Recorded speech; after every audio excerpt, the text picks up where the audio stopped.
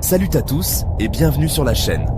Aujourd'hui, on va plonger dans l'histoire politique complexe et fascinante de Madagascar.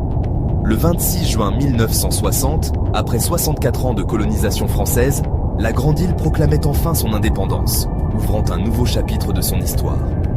C'était un moment d'espoir immense, le début d'une ère où les Malgaches allaient enfin pouvoir forger leur propre destin. Cependant, comme vous allez le voir, le chemin vers la stabilité et la prospérité a été semé d'embûches, de crises politiques, de coups d'État et de changements de régime radicaux. Cette vidéo a pour but de vous offrir une vision claire et chronologique de cette histoire. On va décrypter ensemble le parcours de chaque président qui a dirigé le pays, depuis le tout premier, Philibert Tsiranana, jusqu'à la situation actuelle, marquée par une nouvelle transition en 2025. L'objectif est de comprendre les dynamiques de pouvoir, les idéologies qui se sont succédées et les événements clés qui ont façonné le Madagascar d'aujourd'hui. C'est une histoire riche en rebondissements, essentielle pour comprendre les enjeux contemporains de ce pays unique. Alors, installez-vous confortablement, car nous allons remonter le temps, de l'euphorie de l'indépendance aux tensions les plus récentes. On va analyser les mandats, les réussites, mais aussi les échecs et les controverses qui ont marqué chaque présidence.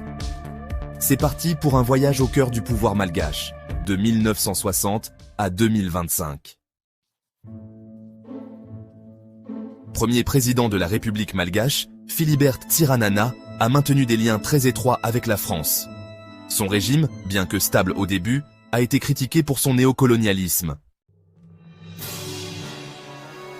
Face à la contestation, le général Ramanantsoa prend la tête d'un gouvernement militaire. Il tente de restaurer l'ordre et l'unité nationale, mais doit démissionner face aux tensions politiques internes.